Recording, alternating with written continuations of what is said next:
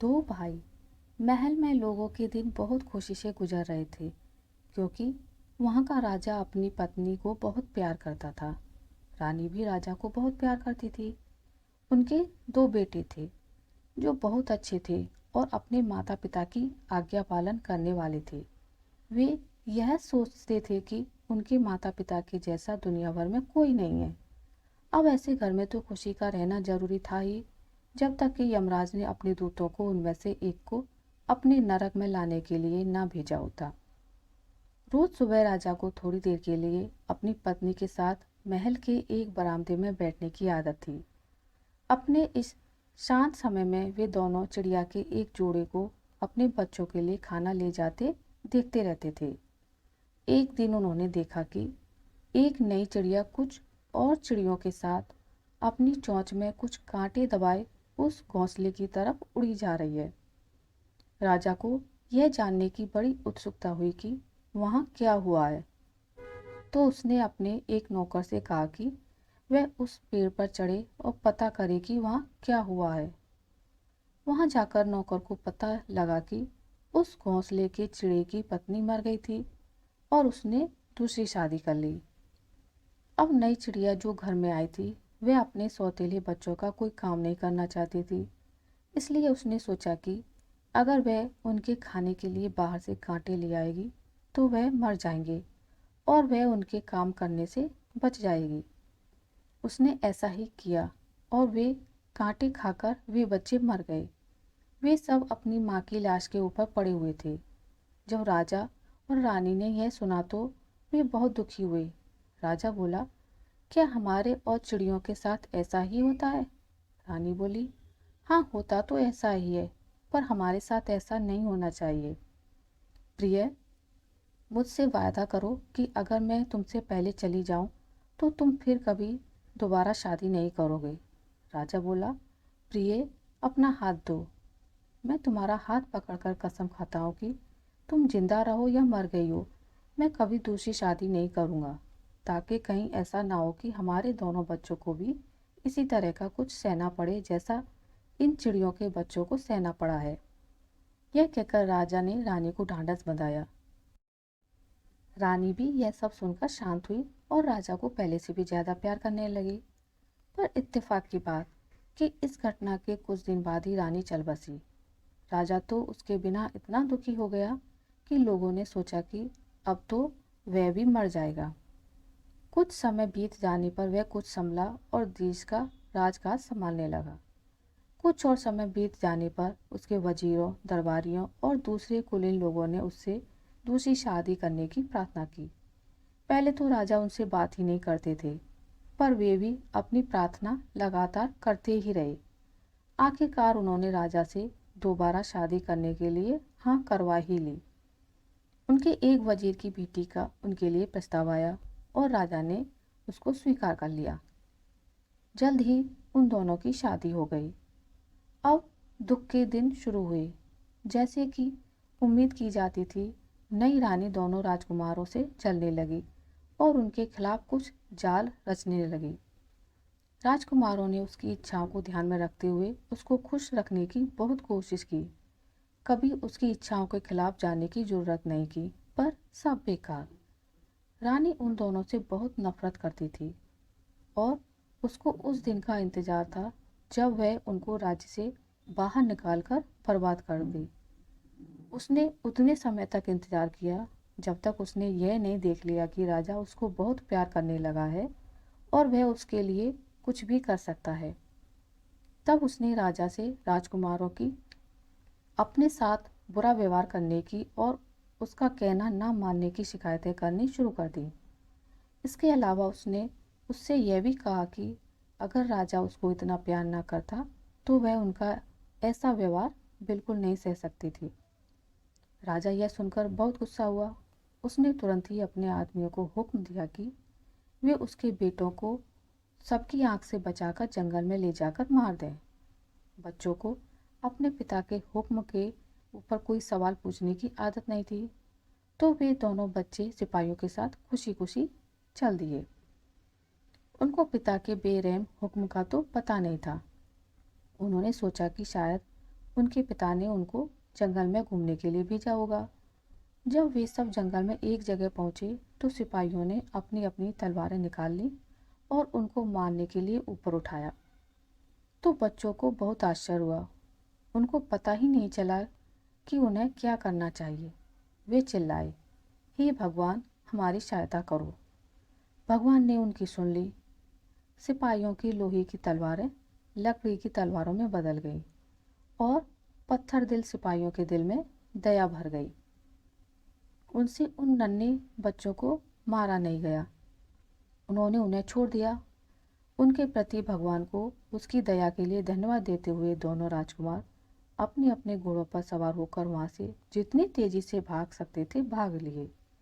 कुछ देर बाद वे एक साफ नदी के पास गए तो उन्होंने सोचा कि वे यहाँ पर खाना खा लें और आराम कर लें। उन्होंने यह भी निश्चय किया कि वे दोनों एक साथ नहीं सोएंगे। कहीं ऐसा ना हो कि कोई डाकू आ जाए या फिर कोई जंगली जानवर आ जाए और उनको और उनके घोड़ों को खा जाए। इसलिए बड़ा भाई पहले सो गया और छोटा भाई जागकर पहरा देने लगा। जब वह पहरा दे रहा था तो दो चिड़िया सूडा बोर और बूढ़ा बोर वहां आई और पास के एक पेड़ पर आकर बैठकर बातें करने लगी। सूडा बोर बोली, देखो, उस पेड़ पर जिसकी डाली उस नदी तक जा रही है उस पर दो चिड़िया बैठी हैं। क्या तुम्हें पता है कि वे कौन सी चिड़िया हैं? बूढ़ा बोर बोली, हाँ, वे तो बहुत ही बढ़िया चिड़िया हैं। मैंने उनको यह कहते सुना है कि जो कोई भी उनमें से एक का मांस खाएगा वह राजा बन जाएगा और जो दूसरे का मांस खाएगा वह वजीर बन जाएगा। वह सबसे ज़्यादा अमीर आदमी होगा और वह हर सुबह जहाँ भी लेटेगा वहाँ उसके नीचे की जगह पर इतने कीमती 7 जवाहरात पाएगा जिसकी लोग कीमत नहीं आंक पाएंगे। यह सुनकर छोटा भाई तो बहुत उत्सुक हो गया। उसने तुरंत ही उन दोनों पर एक तीर चलाया और मार दिया। फिर उसने दोनों चिड़ियों को पकाया। एक चिड़िया उसने खुद खाई और दूसरी चिड़िया भाई के लिए छोड़ दी।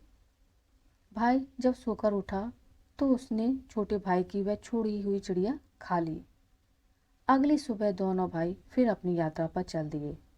रास्ते में छोटे भाई को अचानक याद आया कि उसका चाबुक तो वहीं रह गया है। वह अपने उस चाबुक को बहुत पसंद करता था तो वह उसे लेने के लिए वापस दौड़ गया। चाबुक उसको नदी किनारे दिखाई दे गया। वह उसको उठाने के लिए अपने घोड़े से उतरने ही वाला था कि एक बहुत बड़ा ड्रैगन पानी में से बाहर निकल आया और उसने उसके पैर में काट लिया और वह बेहोश होकर जमीन पर गिर पड़ा। इस हालत में वह बेचारा कई घंटे पड़ा रहा। बड़ा भाई जब उसका इंतजार करते करते थक गया तो वह आगे चल दिया कि उसका छोटा भाई शाम तक उसको पकड़ लेगा। आगे चलकर वह एक शहर में पहुंचा तो वहां जाकर उसको पता चला कि वहां के राजा की अभी अभी मौत हो चुकी है और वहां की जनता उसके वारिस की खोज में है। वहां का यह रिवाज था कि जब वहां का राजा मर जाता था तो एक हाथी को राजा चुनने के लिए भेजा जाता था।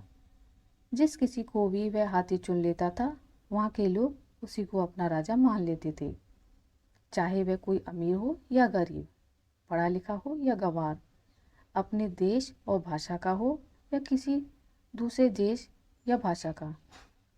जब बड़ा राजकुमार वहां आया तो राजा को चुनने वाला यह हाथी वहीं चक्कर काट रहा था। जैसे ही उसने राजकुमार को देखा तो तुरंत ही उसको सिर झुकाया। लोग उस राजकुमार को शहर के अंदर ले गए और उसको राजगद्दी पर बिठाकर राजा घोषित कर दिया गया। उधर छोटा राजकुमार भी होश में आ गया था। वह इस तरह होश में आया था कि उस नदी के पास एक योगी रहता था जो उस नदी पर हर छठे महीने वहाँ से थोड़ा सा पानी लेने आता था।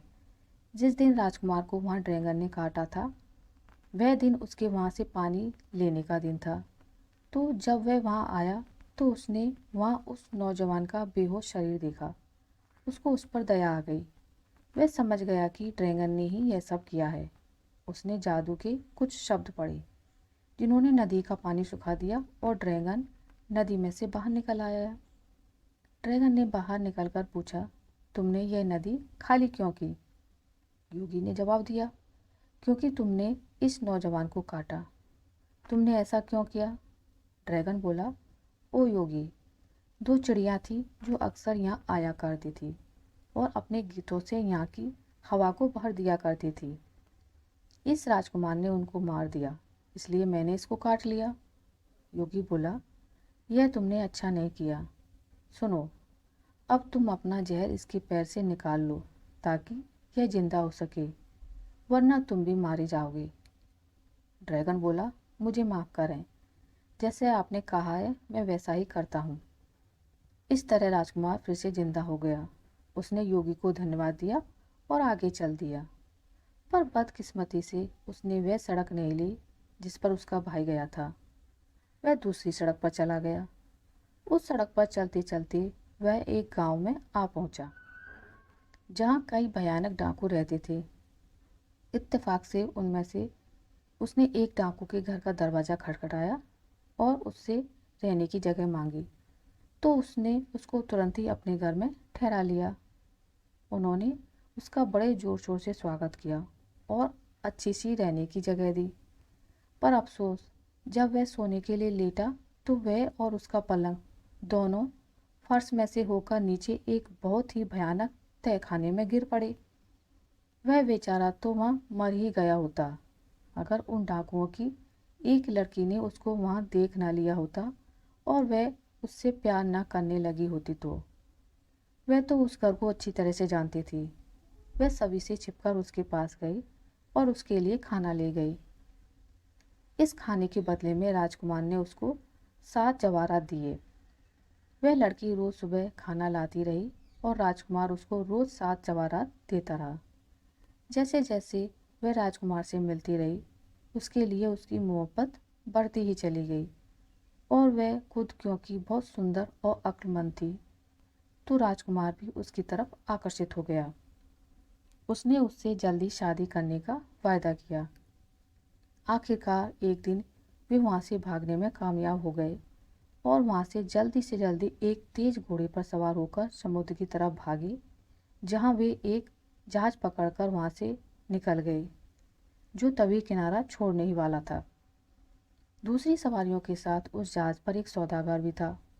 उसको वह लड़की इतनी अच्छी लगी कि वह राजकुमार को मारकर उससे खुद शादी कर लेना चाहता था। एक दिन जब वह और राजकुमार नाट खेल खेल रहे थे, सौदागर ने राजकुमार को समुद्र में धक्का दे दिया। खुशकिस्मती से उसकी पत्नी वहीं जहाज के एक हिस्से में खड़ी हुई थी। उसने देखा कि उसके पति का शरीर ऊपर से नीचे आ रहा है, तो उसने तुरंत ही अपने हाथ बढ़ा दिए और उसको बचा लिया। जब यह बात कि राजकुमार जहाज से गिर गया है सारे जहाज में फैली, तो यह सब जानकर जहाज पर काम करने वाले और उसमें यात्रा करने वाले बहुत दुखी हुए।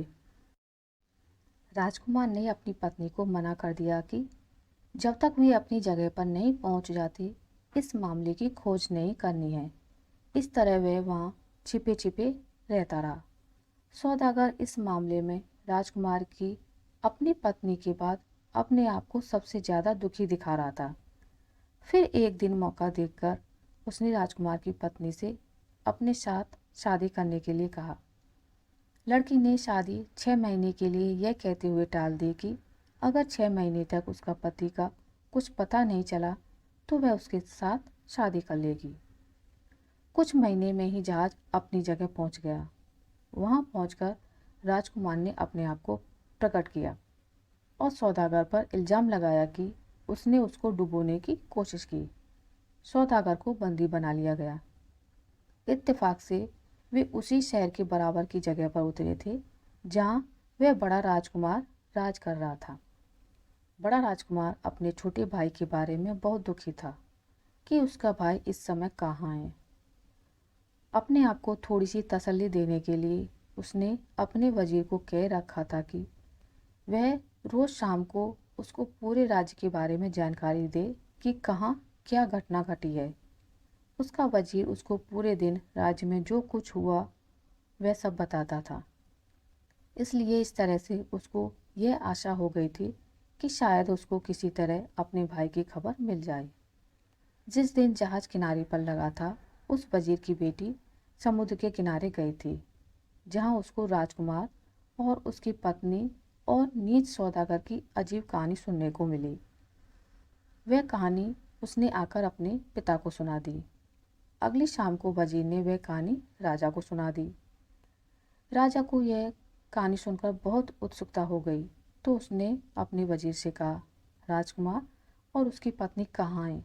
उनको तुरंत ही हमारे सामने पेश किया जाए। मुझे लगता है कि मुझे अपना इतने दिनों का खोया हुआ भाई मिल गया है। राजकुमार और उसकी पत्नी को तुरंत बुलवाया गया। दोनों भाई इतने दिनों के बाद मिलकर बहुत खुश हुए और वे दोनों आपस में गले मिलकर बहुत रोए। छोटे राजकुमार को उस देश का वजीर बना दिया गया और सौदागर को फांसी लगा दी गई। कुछ साल बाद उनके पिता के कुछ दूत उस देश में आए और उन्होंने बताया कि राजा उन लोगों को देखना चाहता है। जब उसको अपनी नीच पत्नी की नीच हरकत का पता चला, तो उसने उसको मार दिया। यह सुनकर दोनों भाई अपने पिता से मिलने तुरंत ही चल दिए। वे लोग वहां सुरक्षित पहुंच गए और जाकर अपने पिता से मिले। कुछ समय बाद ही राजा मर गया। बड़ा राजकुमार उसके वारिस की हैसियत से उस देश का राजा बन गया और छोटा राजकुमार उस देश का राजा बन गया जहां उसका बड़ा भाई राज कर रहा था। दोनों राजकुमार बहुत फले फूले और अपनी होशियारी, न्याय और दया के लिए मशहूर हुए। तो दोस्तों, आपको मेरी आज की कहानी कैसी लगी मुझे कमेंट करके ज़रूर बताइएगा। अगर आपको मेरी कहानी अच्छी लगी है तो इसे लाइक करें, ज़्यादा से ज़्यादा शेयर करें और अगर आप मेरे चैनल पर नए हैं तो इसे सब्सक्राइब करना ना भूलें। मिलते हैं एक नई कहानी के साथ, तब तक के लिए नमस्कार।